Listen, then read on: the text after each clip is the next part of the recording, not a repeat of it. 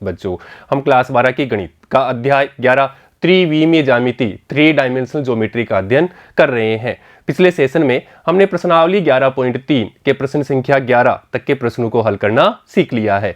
बच्चों आज के इस सेशन में हम प्रश्नावली 11.3 के प्रश्न संख्या 12 से लेकर के प्रश्न संख्या 14 तक के प्रश्नों को हल करना सीखते हैं। और बच्चों आज हम 11.3 को पूर्ण रूप से हल कर लेंगे। तो आइए देखते हैं क्वेश्चन संख्या 12। देखिए,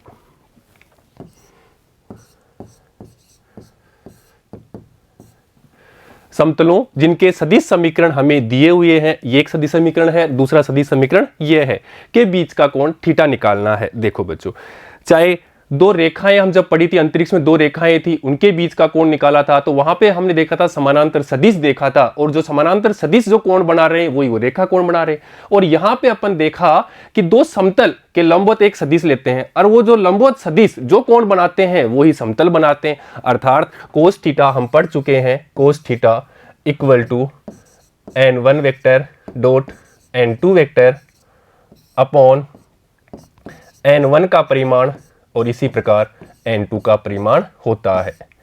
ये अपन पढ़ चुके हैं। अब हम यहाँ पे n1 वेक्टर और n2 वेक्टर का पता करना है, फिर यहाँ पे फॉर्मूले में रख देना है, तो हमें कोस थीटा प्राप्त हो जाएगा और हमें थीटा मिल जाएगा। और उसके लिए हमें यहाँ समीकरण दिए हुए हैं और ये अपन जानते हैं, यहां से अपन तुलना कर लेंगे तो हमें n1 वेक्टर और n2 वेक्टर प्राप्त हो जाएगा। तो देखिएगा, इस चीज को अपन यहाँ पे कर लेते हैं। देखिएगा, तो हमें दे रखा है, मान लेते हैं यहाँ पे ये वाला वेक्टर, तो r vector dot 2i plus 2j minus 3k, 2i cap plus 2j cap minus 3k cap is equal to 5। अर्थात ये रूप है सदिश रूप, जो व्यापक समीकरण है वो अपन जानते हैं, समतल का समीकरण r vector dot n vector equal to d। ये अपन पढ़ चुके हैं। अर्थात यहां से अपन तुलना कर लेंगे तो हमें n वेक्टर प्राप्त हो जाएगा। और बच्चों यहीं पे और ध्यान रखिएगा, यहां पे अगर इसमें समतल से ये समतल है हमारे पास में कोई भी, और यहां से इसकी लंबवत दूरी निकालनी हो, तो लंबवत दूरी निकालने के लिए हमें पता है कि उसको परिवर्तन करते हैं r vector n cap equal to d। अर्थात अगर इसको इस रूप में परिवर्तन करना है तो हमें n के परिमाण का दोनों तरफ क्या देना पड़ता है, भाग देना पड़ता है, तब हमें ये फॉर्मूला प्राप्त होता है। और तब हम जानते हैं उस समतल से लंबिक दूरी होती है, वो ये दूरी होती है। तो बच्चों ये भी अपन बात कर चुके हैं। तो देखिएगा, अभी तो हमें निकालना है यहाँ पे थीटा, कोण निकालना है। तो देखिएगा, इसलिए यहां से इसकी तुलना कर लेते हैं हमें, तुलना से, तो तुलना करने से हमें n वेक्टर प्राप्त हो जाएगा, और वो यहां पे हो जाएगा 2i cap plus 2j cap minus 3k cap. ये हमारे पास में n1 वेक्टर, अर्थात जो अपन सदिश लेते हैं, जो अभिलंब सदिश लेते हैं n वेक्टर, वो प्राप्त होगा। ये समतल है हमारा, और इस समतल के अभिलंब जो सदिश लेते हैं n वेक्टर, वो हमारे पास में यहां से प्राप्त हो गया। अब देखो, इसी प्रकार दूसरे समीकरण से, दूसरे समतल के समीकरण से, और दूसरा हमें यहां पे दिया हुआ है, देखो r vector dot 3i minus 3j plus 5k। तो यहां लिख देते हैं r vector dot 3i cap minus 3j cap plus 5k cap is equal to 3। तो यहां लिखा 3। अब बच्चों इसकी भी अपन तुलना कर लेते हैं। तुलना व्यापक रूप के समतल के समीकरण से, अर्थात r vector dot n2 vector is equal to d से तुलना करते हैं। तो यहां तुलना करने पे n2 वेक्टर, इसलिए n2 वेक्टर हमारे पास प्राप्त हो जाएगा 3i cap minus 3j cap plus 5k cap. ये हमारे पास में n2 वेक्टर प्राप्त हो गया। अर्थात यहां पे अभी फॉर्मूले में रख देंगे, इसलिए cos theta equal to n1 vector का मान रखते हैं, और हमने निकाला था 2i cap plus 2j cap minus 3k cap, ये हमने n1 वेक्टर का मान रख दिया। डॉट, अब हमें n2 वेक्टर का मान रखना है, वो भी हमने निकाल लिया था, 3i cap minus 3j cap plus 5k cap. ये हमने n1 वेक्टर और n2 वेक्टर दोनों का मान निकाल लिया। अपॉन n1 वेक्टर का परिमाण अर्थात 2 का स्क्वायर प्लस 2 का स्क्वायर और माइनस 3 का स्क्वायर, तो यहां हो जाएगा 4 प्लस 4 प्लस 9 का अंडर रूट। इसी प्रकार यहां पे देखिए 3 का स्क्वायर माइनस 3 का स्क्वायर और 5 का स्क्वायर, तो यहां पे भी 9 प्लस 9 प्लस 25 प्राप्त हो गया। सोल्व कर लेते हैं इसको, अर्थात 2 into 3 plus 2 into minus 3, 2 into minus 3, I dot I 1 होता है, जे डॉट जेड 1 होता है, इसी प्रकार के डॉट के भी 1 होता है। तो अपन डॉट प्रोडक्ट कर रहे हैं दो सदिशों का अदिश गुणा, तो इससे अपन 2 into 3 plus 2 into minus 3 plus minus 3 into 5 upon, यहां पे देखिएगा 8 और ये हो जाएगा 9, तो ये हो जाएगा अंडर रूट 17। इसी प्रकार यहां पे देखो ये अपने पास में हो जाएगा 18 प्लस 25, 18 प्लस 25, तो देखिए यहां से 18 और ये 25, तो अपने पास में 3 और यहां पे 43।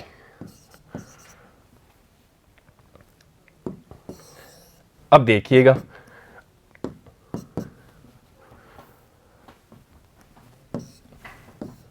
Is equal to 6 minus 6 minus 15 upon under root 17 और अंडर रूट 43, ये मोड है कोस थीटा के बराबर है। Plus 6 minus 6 is equal to minus 15 upon, यहां पे अपन मल्टीप्लाई कर देते हैं तो हमारे पास प्राप्त हो जाएगा 731 का अंडर रूट।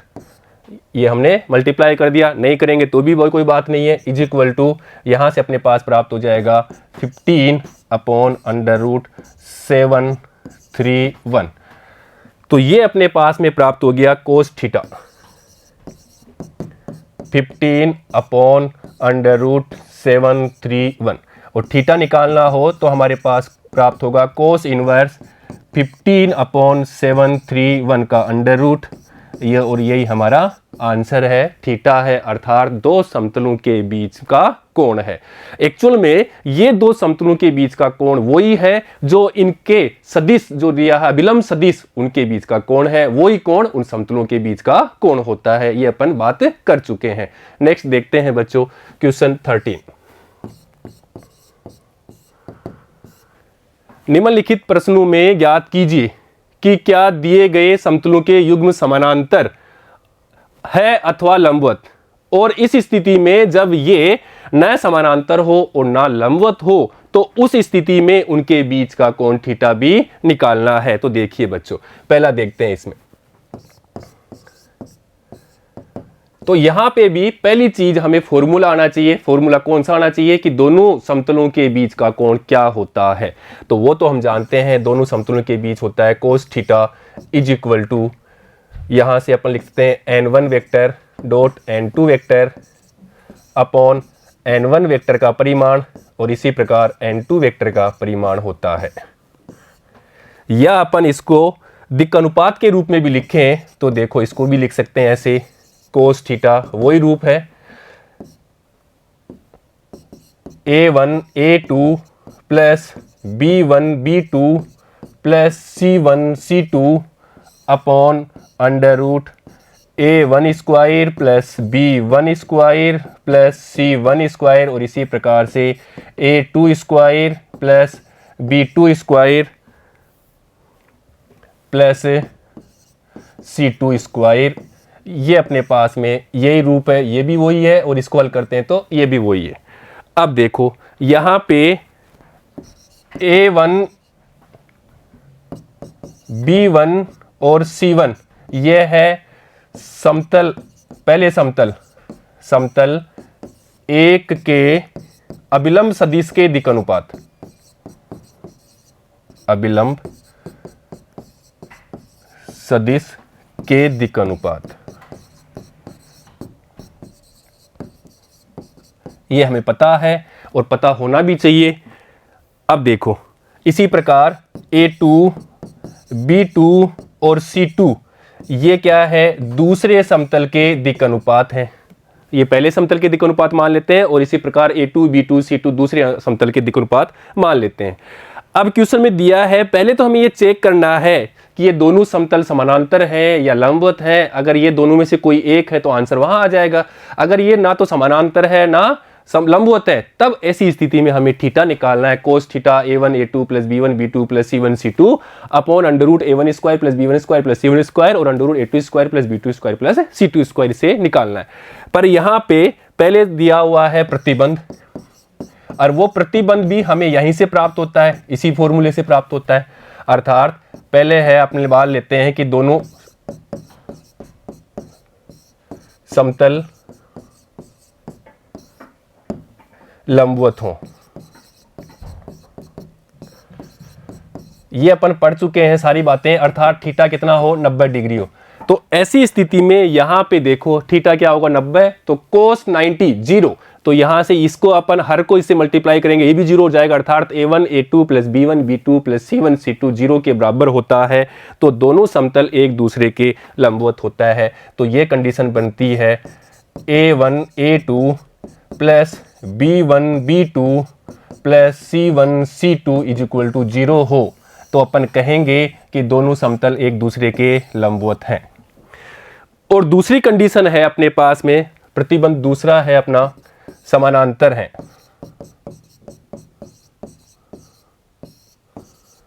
दोनों समतल एक दूसरे के समानांतर हो, अर्थात थीटा इस बार 0 होगा। और थीटा 0 होने पे ये वैल्यू अपन यहां रखते हैं इस फॉर्मूले में कोस थीटा में, तो हमारे पास में प्राप्त होता है A1 बटे A2 is equal to B1 बटे B2 is equal to C1 बटे C2। तो ये प्रतिबंध, ये शर्त है किसके लिए, दोनों समतल एक दूसरे के समानांतर हो, तब ये शर्त फॉलो करनी पड़ती है। अगर ये आ जाता है तो अपन कहेंगे कि दोनों समतल एक दूसरे के समानांतर है। अगर ये फॉलो हो जाता है, शर्त को, कंडीशन को फुलफिल करता है, तो अपन कह देंगे कि दोनों समतल एक दूसरे के लंबवत है। यहाँ पे लंबवत है और यहाँ एक दूसरे के समानांतर है। अब देखो बात आती है कि A1 A2 B1 B2 C1 C2 क्या है, ये हमें पता है कि समतल के अभिलंब सदिश उसके दिक् अनुपात है। अब अपन क्वेश्चन को देख लेते हैं, देखिएगा। अब हमें क्वेश्चन में यहां पे दिया हुआ है, तो सीधा यहां पे हमें दिया, पता ही है कि ये अभिलंब रूप में है, कार्तीय रूप में हमें दिया हुआ है समतल का समीकरण। ये समतल एक है और ये समतल हमारे पास में दूसरा है। अर्थात यहां से अपन क्या करेंगे, पहले निकालेंगे शर्त 1 और शर्त 2। तो देखिएगा,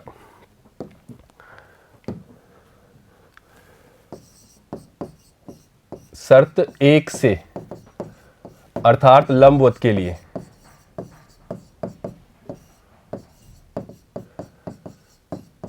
और लंबवत के लिए हम जानते हैं कि A1 A2 plus B1 B2 plus C1 C2 equal to 0 होना चाहिए। ये होगा तब ही हम बोलेंगे कि दोनों समतल एक दूसरे के लंबवत हैं। और उसके लिए A1 यहां पे दिया हुआ A1 B1 C1 और इसी प्रकार A2 B2 C2, क्योंकि ये हमें जो रूप है वो इस प्रकार से दिया हुआ है A1x plus B1y plus C1z plus D is equal to 0। ये समतल का समीकरण है कार्तीय रूप में। ये वही चीज है R वेक्टर, ये सदिश रूप में है R vector dot n vector is equal to D। यहां पे ये सदिश रूप में है और यहां पे ये कार्तीय रूप में है, कार्तीय रूप में। ये सारी बातें अपन पढ़ चुके हैं। अर्थात A1 B1 C1 ये है हमारे पास में अभिलंब सदिश के दिक् अनुपात। तो बच्चों यहां से अपन A1 ले लेंगे, तो देखो A1 इक्वल टू 7, तो यहां लिखेंगे 7। इसी प्रकार B1 इक्वल टू 5, तो अब लिखेंगे 5। और इसी प्रकार C1 इक्वल टू यहां देखो 6, तो यहां लिखेंगे 6। इसी प्रकार दूसरे समीकरण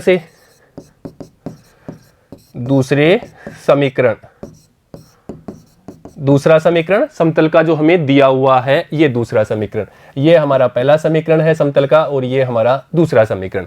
अब दूसरे समीकरण से हमें A2 B2 C2 निकालना है, अर्थात A2 ये रहा, B2 यहाँ पे ये तो -1 हो जाएगा, क्योंकि अब ये भी ध्यान रखना है क्योंकि समतल का जो समीकरण है वो इस रूप में है, तो यहाँ पे अपने पास में ax plus b1y plus c1z बराबर d इज इक्वल टू 0 होता है। इस रूप में होने पे ही अपन उसको तुलना करते हैं, तो अपने पास में यहाँ पे b2 -1 हो जाएगा, इसी प्रकार c2 यहाँ पे -10 हो जाएगा। तो देखिएगा a2 इज इक्वल टू यहाँ से 3, इसी प्रकार b2 इक्वल टू -1 और इसी प्रकार c2 इक्वल टू -10। ये हमने तुलना करके इनके मान निकाल लिए। और तुलना किससे की? इस व्यापक समीकरण से की, समतल का समीकरण जो कि कार्तीय रूप में है, और यहाँ पे भी हमें कार्तीय रूप में ही दे रखा है, इसलिए हमने इससे तुलना कर ली समीकरण से। तो पहले वाले समीकरण से हमें प्राप्त हो गए A1 B1 C1, इसी प्रकार दूसरे समीकरण से A2 B2 C2 ये प्राप्त हो गए।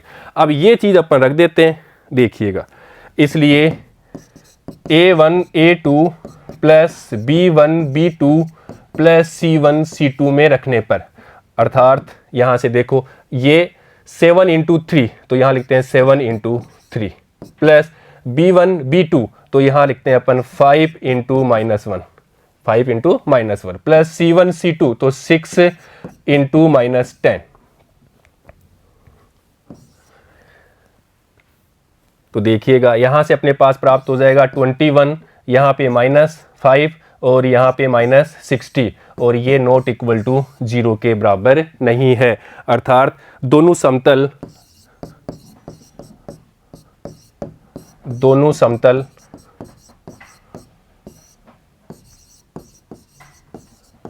लंबवत नहीं है। अब लंबवत नहीं है तो हमें दूसरी शर्त को देखना पड़ेगा, अर्थात समानांतर है वो चेक करना पड़ेगा। तो समानांतर के लिए अपन चेक कर लेते हैं, देखिएगा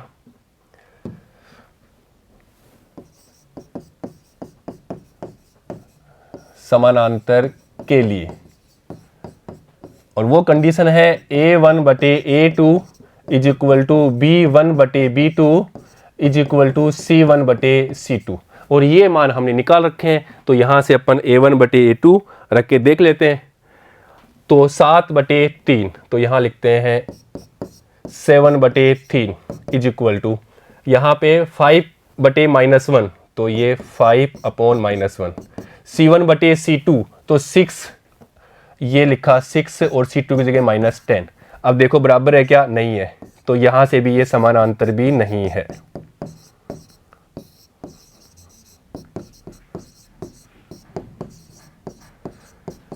अब क्वेश्चन में हमें दिया है कि अगर लंबवत भी नहीं है और समानांतर भी नहीं है, तब उस स्थिति में हमें इनके बीच का कोण थीटा भी निकालना है। तो बच्चों अब हमें क्या निकालना है? इनके बीच का कोण थीटा, और उसके लिए हमें यहां से निकाल लेते हैं इनके बीच का कोण थीटा। देखिएगा, तो अपन अब यहां से थीटा निकालेंगे इस वाले फॉर्मूले में रख करके, तो अपन निकाल लेते हैं यहां से कोस थीटा।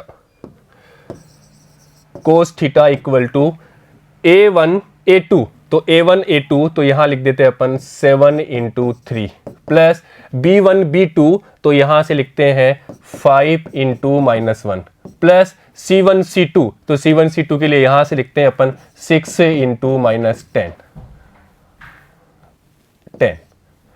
अपॉन, फॉर्मूला है हमारे पास में यहाँ पे A1 square plus B1 square plus C1 square, और इसी प्रकार A2 square plus B2 square plus C2 square, अर्थात 7 का स्क्वायर प्लस 5 का स्क्वायर प्लस 6 का स्क्वायर। तो यहाँ लिख देते हैं अपन 7 का स्क्वायर प्लस 5 का स्क्वायर प्लस 6 का स्क्वायर का अंडर रूट। इसी प्रकार यहाँ लिख देते हैं अपन 3 का स्क्वायर -1 का स्क्वायर और -10 का स्क्वायर, तो 3 का स्क्वायर प्लस -1 का स्क्वायर प्लस -10 का स्क्वायर। इसको अपन सोल्व करते हैं, तो यहां देखिए 21 -5 -60 अपॉन 49 प्लस 25 प्लस 36 वर्गमूल, और यहां पे देखिएगा अंडर रूट 9 प्लस 1 प्लस 100, ये कोस थीटा के बराबर चल रहा है, इसलिए कोस थीटा इक्वल टू, यहाँ पे देखियो 60 माइनस 5 65, और 65 में से हमें 21 निकालना है, तो यहाँ तो अपने पास प्राप्त हो जाएगा 44। 65 में से हमें ये माइनस का है, ये 21 निकालना है, तो 4 ये माइनस का है, तो माइनस 64 प्राप्त हो गया। अब देखिएगा अपॉन, यहाँ पे देखो, यहाँ अपने पास प्राप्त हो जाएगा 49 प्लस 25 प्लस 36, इनको टोटल करेंगे तो ये हो जाएगा अपने पास 110। इसी प्रकार यहाँ पे देखिए 100 प्लस 1 प्लस 10, तो यहाँ पे भी 110 is equal to 44 upon 110। Mod ले लेते हैं, अर्थात cos theta equal to 44 upon 110 is equal to, अपन इसको काट लेते 2 से, तो 22, तो यहाँ से अपने पास प्राप्त हो जाएगा 5 और 55 इज इक्वल टू, 11 से काटेंगे अब की बार, तो 2/5, तो ये अपने पास हो जाएगा 2/5। और हमें तो थीटा निकालना है, इसलिए theta equal to cos inverse 2/5, और यही हमारा आंसर है। अर्थात क्वेश्चन में ये दिया था कि पहले हमें चेक करना है कि दोनों समतल लंबवत है। अगर ये लंबवत नहीं है तो फिर हमें चेक करना है क्या समानांतर है। अगर ये समानांतर भी नहीं है तो तीसरी बार हमें इनके बीच का कोण थीटा निकालना है, कोण निकालना है।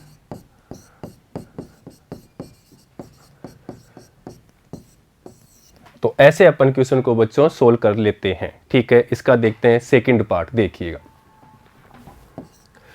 अब सेकंड पार्ट में अपन सीधा ही करते हैं, यहां पे पहले प्रतिबंध से हिसाब से इसको हल कर लेते हैं।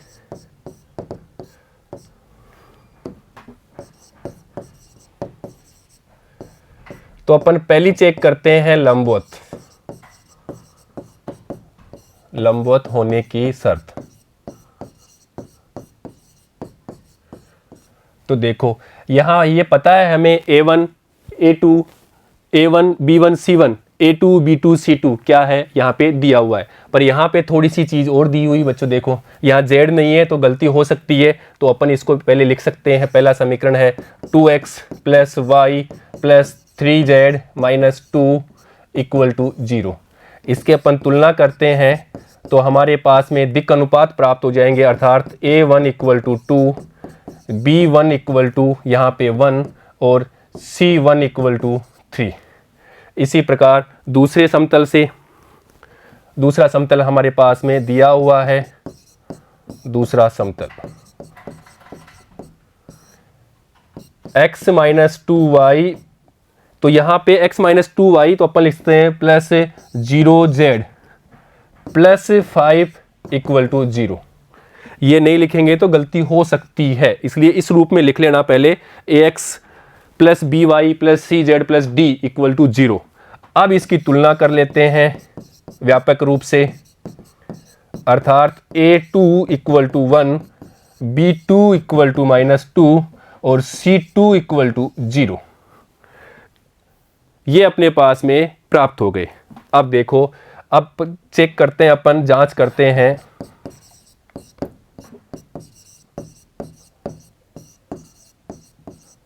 लंबवत होने की शर्त।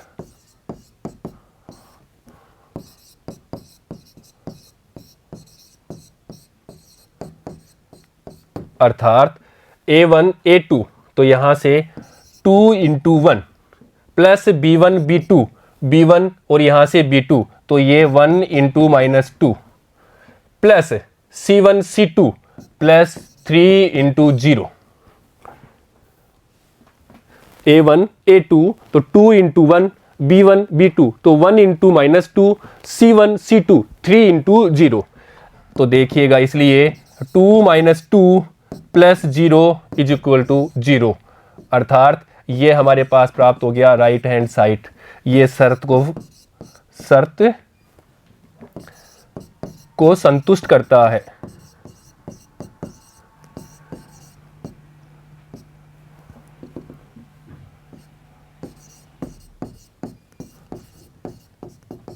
अर्थात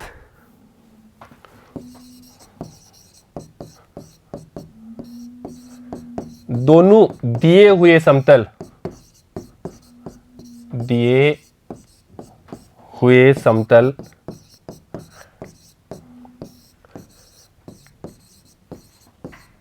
लंबवत है। तो यहां तो हमारा आंसर यहीं तक आ गया, क्योंकि लंबवत है या समानांतर है, ये दोनों ना होने पे हमें cos थीटा निकालना है। तो क्वेश्चन में जो बोला था कि अगर ये लंबवत है तो लंबवत आ गया, लंबवत होने की कंडीशन को हमने रखा, कंडीशन को फुलफिल कर दिया, तो अपने बोल दिया कि ये दोनों समतल एक दूसरे के लंबवत हैं। अब देखते हैं ऐसे ही इसका अगला पार्ट। देखिए को पहला हमें दिया है समतल 2x minus 2y plus 4z plus 5 equal to 0। इसकी अपन तुलना करते हैं, अर्थात a1x plus b1y plus c1z plus d1 equal to 0 से। इसलिए a1 equal to 2, b1 equal to -2 और c1 इक्वल टू 4 हो गया। और इसी प्रकार दूसरे समीकरण से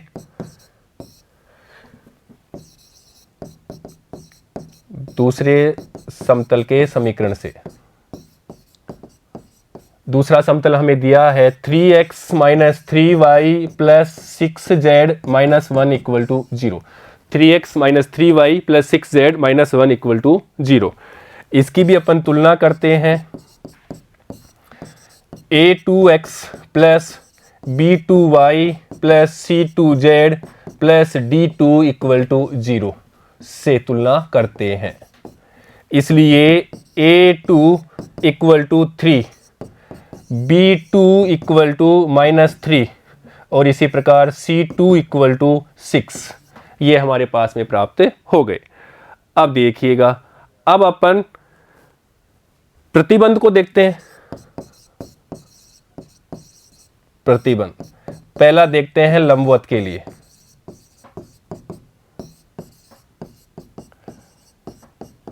और लंबवत के लिए a1 a2 plus b1 b2 plus c1 c2 को लेके देखते हैं, ये 0 के बराबर आएगा तभी बोलेंगे ये दोनों एक दूसरे के लंबवत है। तो a1 और यहां से a2, तो यहां पे 2 इंटू 3 प्लस b1 और यहां से b2, तो -2 इंटू -3 प्लस c1 और यहां से c2, तो 4 into 6। a1 a2 b1 b2 c1 c2 यहां हमने रख दिया। अब इसको अपन सोल्व करते हैं तो देखिएगा, इसलिए 6 ये माइनस है तो माइनस माइनस प्लस, तो ये भी 6 प्लस 6 और यहाँ पे 6 चौका 24 24, तो ये 0 के बराबर नहीं आया। तो यहाँ से अपन बोलेंगे कि ये लंबवत तो नहीं है, लंबवत नहीं है।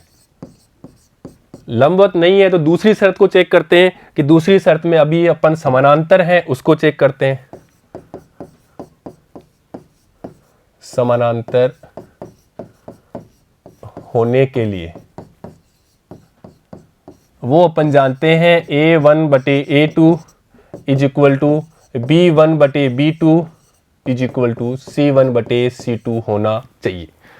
और ये मान अपन यहां से रख देते हैं, तो a1 ये लो a1 बटे a2, इसी प्रकार तो a1 बटे a2, तो यहां लिखेंगे अपन 2 बटे 3 इज इक्वल टू, यहां से b1 बटे b2, तो यहां पे लिखेंगे -2 और -3 इज इक्वल टू c1 बटे c2, तो 4 और यहां पे 6, तो ये 4 और ये 6।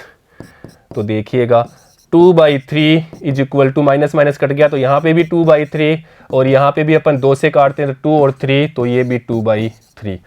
अब की बार ये इस शर्त को फुलफिल कर रहा है, अर्थात a1 बटे a2 b1 बटे b2 और c1 बटे c2 ये सारे बराबर है। तो हम कह सकते हैं इसलिए दोनों समतल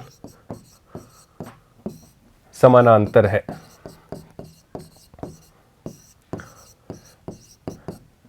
और यही हमारा आंसर है, यही हमें चेक करना था कि समानांतर है या लंबवत है। अगर दोनों नहीं है तब हमें थीटा निकालना था। तो यहाँ तो हमारा समानांतर आ गया। अब अपना नेक्स्ट क्वेश्चन देखते हैं। देखिएगा,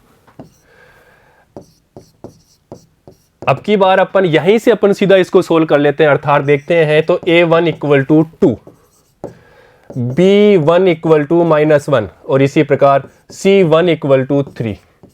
तुलना कर लिए a1 2 -1 और c1 इक्वल टू 3।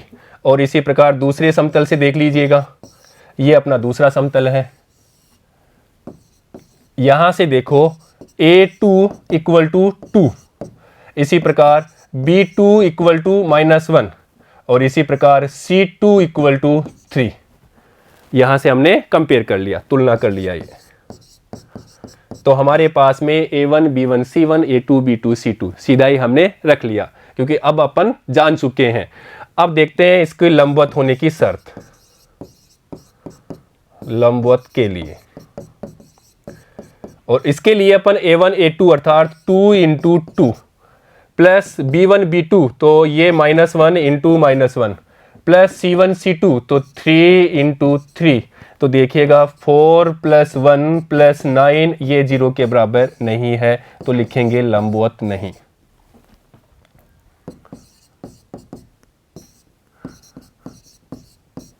लंबवत नहीं तो हमें समानांतर चेक करना है, तो समानांतर भी कर लेते हैं यहां पे समानांतर के लिए।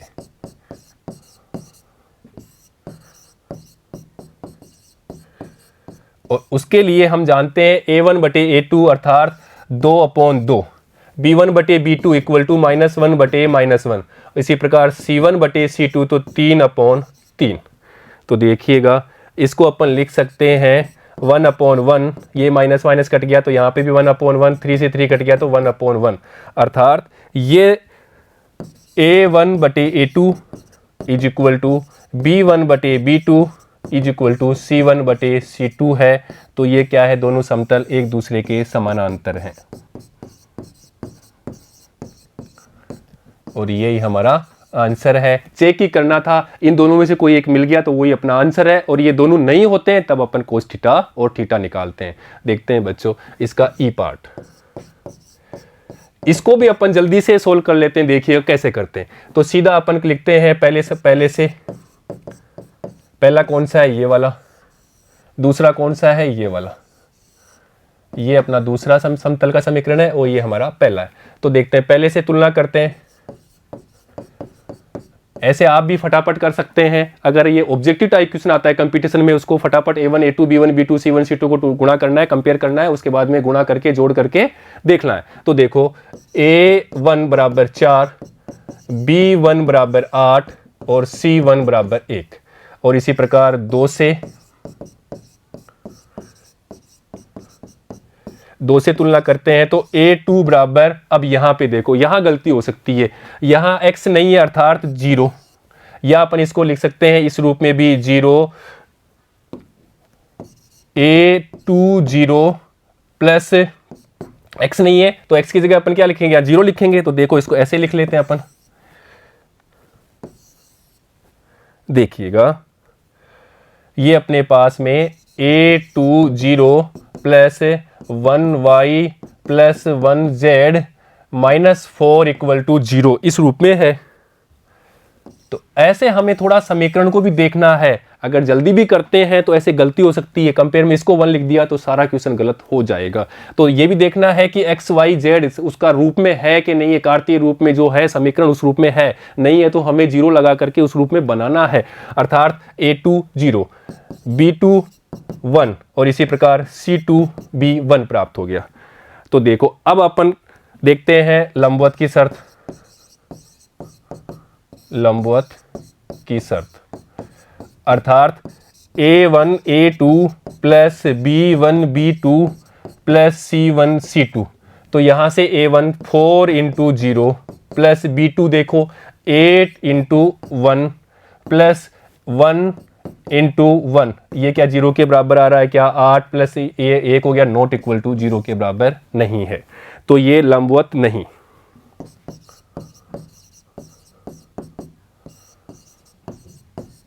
लंबवत नहीं तो नेक्स्ट स्टेप में चलते हैं समानांतर के लिए।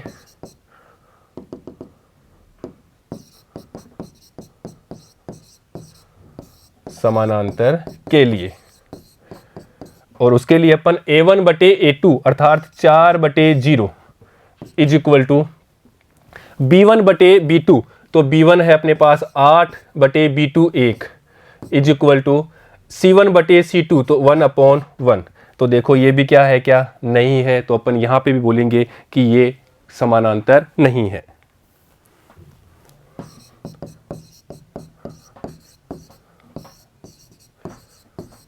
समानांतर नहीं, तो ये दोनों चीज नहीं है, इसमें लंबवत भी नहीं है, समानांतरी भी नहीं है, तब हम इनके बीच का कोण थीटा निकालते हैं। तो देखो अपन निकाल लेते हैं थीटा, इसलिए cos theta equal to a1 a2, a1 a2 का मान तो यहीं से लिख लेते हैं सीधा, ये अपने पास a1 a2 का मान है, तो 4 × 0 4 × 0 प्लस a1 a2, इसी प्रकार b1 b2 तो 8 × 1 प्लस c1 c2, यहाँ से मिल जाएगा 1 × 1 अपॉन अंडर रूट 4 का स्क्वायर 16, 8 का स्क्वायर 64 प्लस 1 का स्क्वायर 1, इसी प्रकार अंडर रूट यहाँ पे देखिए b1 यहाँ से a2 b2 c2 तो 0 1 1, तो यहाँ लिखेंगे 1 का 0 का स्क्वायर 0 रहेगा, तो 1 का स्क्वायर 1 और 1 का स्क्वायर 1 इज इक्वल टू, यहाँ से देखो 8 प्लस 1 9 हो गया, तो 9 अपॉन 64 65 और 16 ये हो जाएगा 81, 81 को अपन लिखेंगे तो ये अपने पास में 81 का वर्गमूल और यहाँ पे √2 इज इक्वल टू 9 अपॉन 81 का भी 9 और यहाँ पे √2, तो ये 9 से तो 9 कैंसिल, अपने पास प्राप्त हो गया 1/√2। थीटा निकालना है हमें, तो कोण निकालना है, इसलिए theta equal to cos inverse 1/√2, और ये भी हमें पता है कि ये मान किस पे देता है, 45 पे देता है, और यही हमें पूछा है कि ना लंबवत हो ना समानांतर हो, ऐसी स्थिति में थीटा क्या होगा, थीटा 45 होगा, तो ये हमारा आंसर होगा। ऐसे अपन क्वेश्चन को सोल्व कर लेते हैं। ठीक है बच्चों, नेक्स्ट देखते हैं क्वेश्चन 14। निम्न प्रश्न में दिए गए बिंदु से संगत समतल की दूरी ज्ञात करनी है। अब देखो यहां पे बात क्या है, बात है ये अपने पास में मान लेते हैं एक समतल है और यहां पे एक बिंदु है P, और इस P से इस समतल पे लंब डालते हैं, मान लेते हैं वो है M, और तो हमें इस बिंदु से इसके बीच की दूरी निकालनी है, अर्थात PM हमें दूरी निकालनी है। ये क्वेश्चन में हमें दिया हुआ है, पहली बात। अब यहाँ पे अपन इसको मानते हैं A वेक्टर, अर्थात इसका जो स्थिति सदिश है मूल बिंदु के सापेक्ष इसको अपन बोलते हैं A वेक्टर, तो P बिंदु के स्थिति सदिश है A वेक्टर। और बच्चों इसका जो अपन समीकरण है वो अपन निकाल चुके हैं, ये दूरी PM वो पढ़ चुके हैं, PM इज इक्वल टू ये अपने पास में प्राप्त हुई थी A vector dot N vector minus D, तो इसको ऐसे लिख लेते हैं यहाँ से minus D upon N vector का परिमाण। ये अपन फॉर्मूला निकाल चुके हैं, इसको अपन पढ़ चुके हैं कि एक बिंदु से एक समतल की लंबिक दूरी क्या होती है, वो इस फॉर्मूले के द्वारा अपन निकाल लेते हैं। अब बच्चों यहाँ पे देखिए क्वेश्चन क्या है, और बच्चों अगर मूल बिंदु से हो, मूल बिंदु से दूरी, तो मूल बिंदु पे दूरी होने पे अर्थात ये a 0 हो जाएगा, a वेक्टर इक्वल टू 0, तो ये 0 होने पे PM equal to D upon N vector का परिमाण आएगा, और यही हमारा उत्तर हो जाएगा अगर मूल बिंदु से होगी। अगर ये ना याद हो तो यहाँ मूल बिंदु होगा, अर्थात a क्या हो जाएगा, ये मूल बिंदु पे होगा, ये कहाँ पे होगा, मूल बिंदु पे, तो उसके निर्देशांक क्या होते हैं 0 0 0, अर्थात a के स्थिति सदिश क्या हो जाएंगे 0, तो अपन वहां पे उस स्थिति में लिखेंगे a वेक्टर इक्वल टू 0, तो ये 0 लिखने पे पूरी 0 हो जाएगी, अर्थात D अपॉन N वेक्टर का परिमाण प्राप्त होगा। अब देखते हैं क्वेश्चन को। अब क्वेश्चन में दिया है कि बिंदु, अब की बार देखो पहले क्वेश्चन में दे रखा है मूल बिंदु से दे रखा है, तो अपन पहले ही क्वेश्चन में तो मूल बिंदु से दिया हुआ है, तो दोनों इस फॉर्मूले से निकालेंगे और इससे भी निकालेंगे, और ये हमें दिया हुआ है समतल का समीकरण। अब देख लीजिएगा, या अपन इसको कार्तीय रूप में भी लिखें तो कार्तीय रूप में भी ऐसे लिख सकते हैं, D या PM इक्वल टू A1x या AX लिख लो, समतल है तो AX plus BY plus CZ plus D upon under root A square plus B square plus C square, ये फॉर्मूले की सहायता से भी अपन इनके बीच की दूरी निकाल लेते हैं। यही चीज़ है यहाँ पे भी। ये क्या स्थिति सदिश है, ये क्या है, इस समतल के अभिलंब है जिसके दिक् अनुपात ए बी सी है। तो अगर इसको इस रूप में लिखते हैं कार्तीय रूप में तो यही प्राप्त होता है। तो हमें यहाँ पे तो क्वेश्चन में दिया हुआ है कार्तीय रूप में ही दिया हुआ है, तो अपन यहाँ से सीधा फॉर्मूले में भी यहाँ से भी रख देंगे तो भी अपने पास मान प्राप्त होगा। या यहाँ रखेंगे या यहाँ से रखेंगे, तीनों में से किसी में भी रखेंगे तो हमें इनके बीच की दूरी, इस बिंदु और ये समतल के बीच की दूरी, और ये बिंदु कौन सा था इस क्वेश्चन में, तो मूल बिंदु है 0 0 0 जिसके निर्देशांक हैं। तो देखिएगा,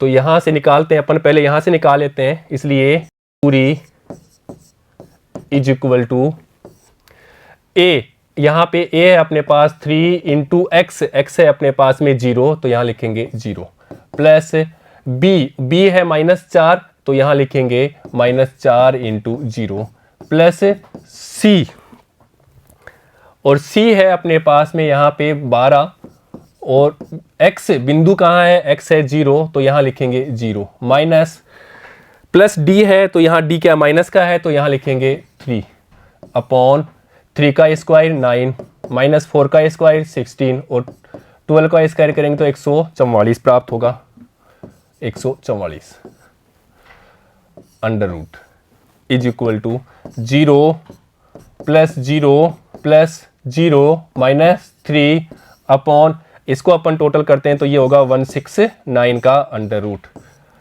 और ये बराबर होगा -3 अपॉन 169 का अंडर रूट, और इसको अपन वर्गमूल लेते हैं तो ये प्राप्त हो जाएगा 13 इज इक्वल टू 3 अपॉन 13, और यही हमारा आंसर है। अर्थात मूल बिंदु से इस समतल की दूरी 3/13 प्राप्त हो गई। और यही चीज़ अपन इस फॉर्मूले से भी और इस फॉर्मूले से भी करेंगे तो भी अपने पास में वही प्राप्त होगा।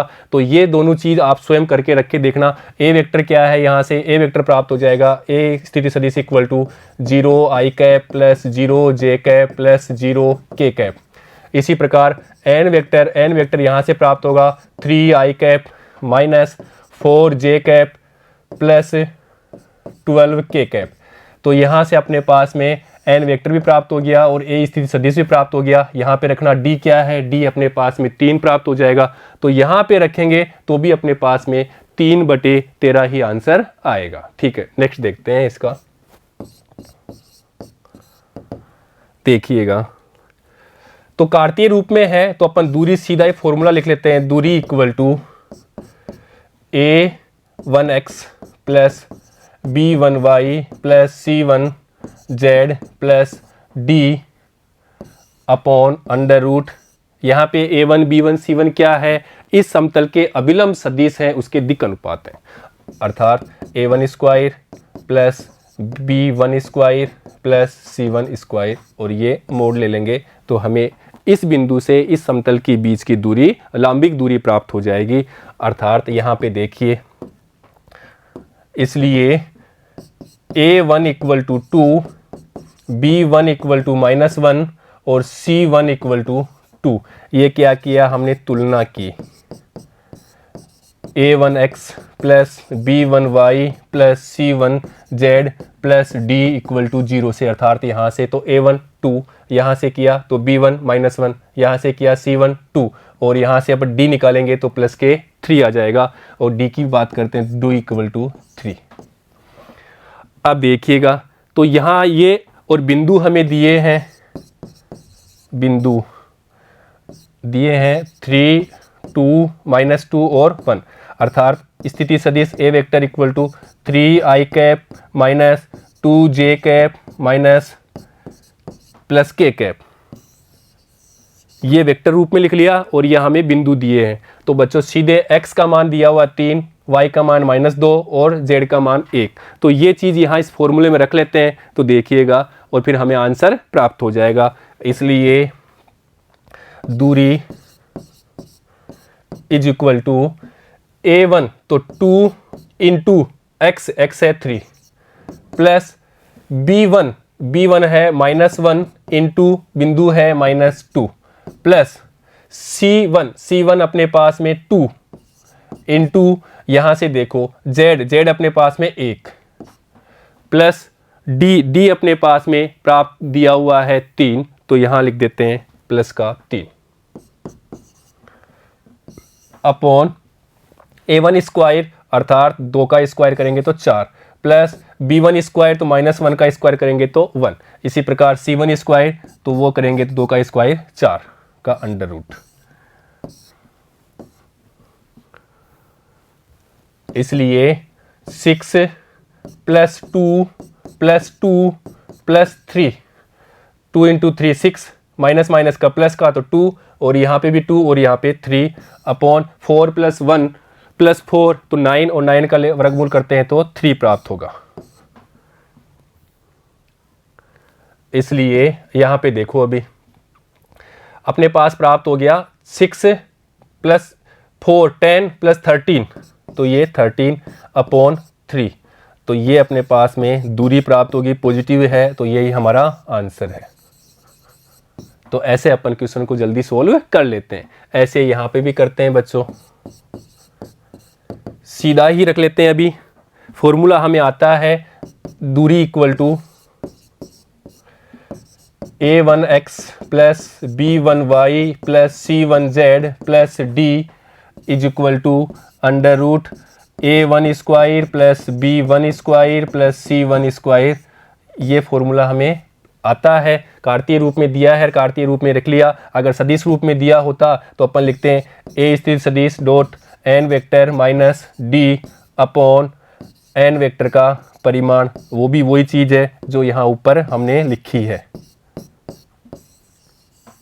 ये एक ही चीज़ है दोनों, ये सदिश रूप में है तो ये कार्तीय रूप में। और यहाँ से अभी तुलना कर लेते हैं, तो देखिएगा तुलना से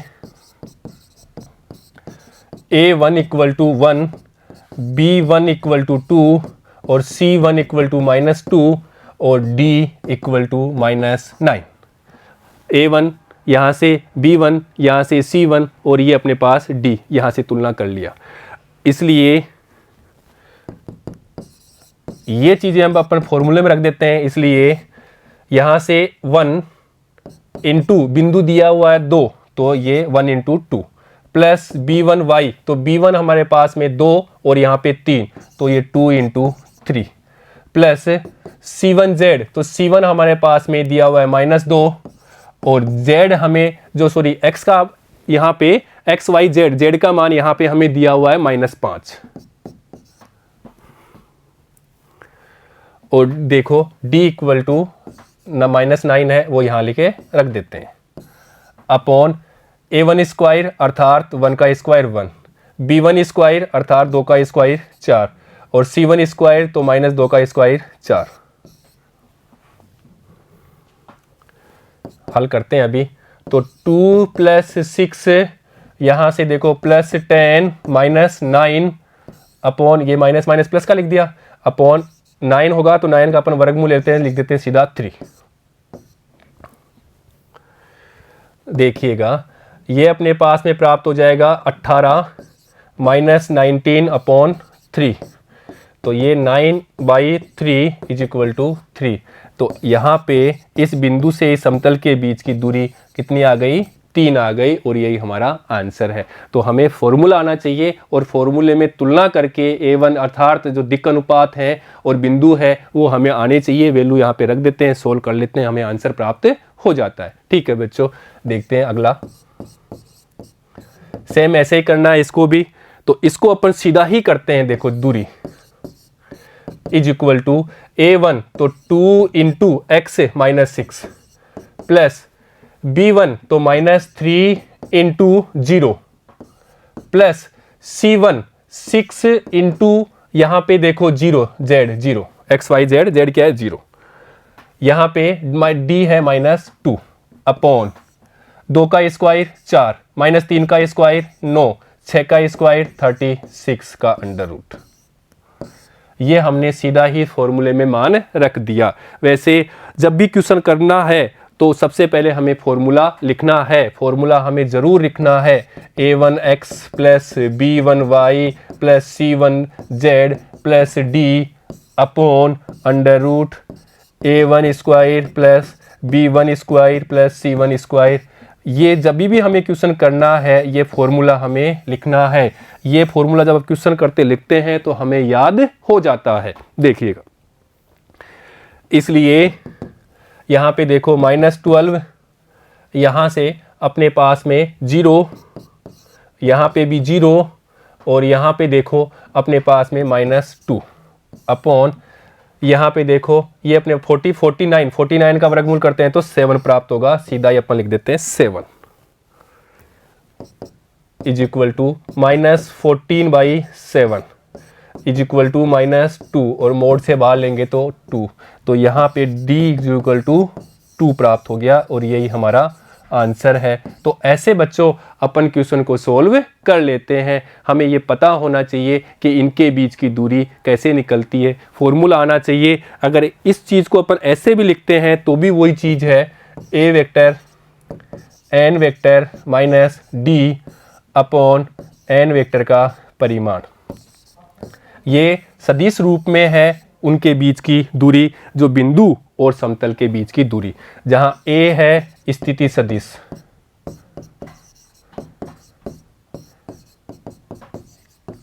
उस बिंदु के स्थिति सदिश, बिंदु जो हमने P लेते हैं बाहर, ये अपने पास में समतल है,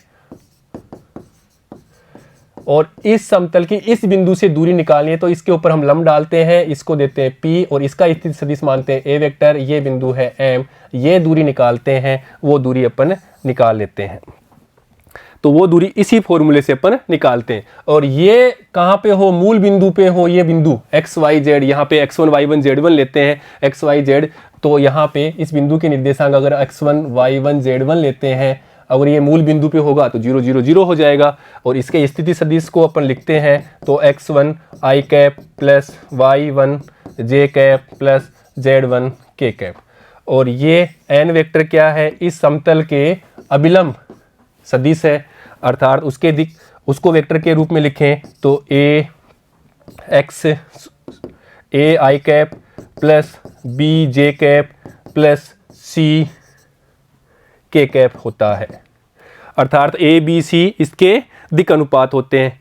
तो ये राशि भी अगर यहाँ पे रखते हैं तो वही अपने पास कार्तीय रूप में प्राप्त होता है, अर्थात a x1 plus b y1 plus c z1 plus d upon under root a square plus b square plus c square. तो ये फॉर्मूला हमें प्राप्त हो जाता है। तो बच्चों a1 b1 c1, कभी a b c कुछ भी हो, ये पता होना चाहिए कि ये a क्या है, ये x क्या है।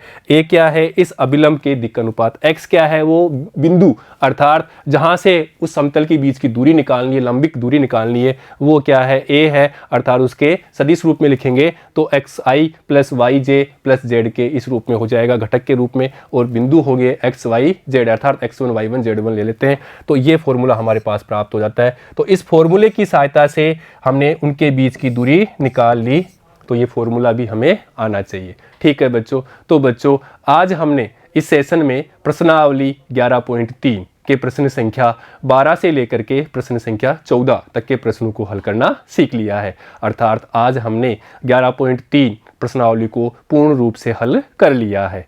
बच्चों नए सेशन में हम प्रश्नावली 11 अर्थात विविध प्रश्नावली के उदाहरणों को हल करना सीखेंगे। ठीक है बच्चों, धन्यवाद।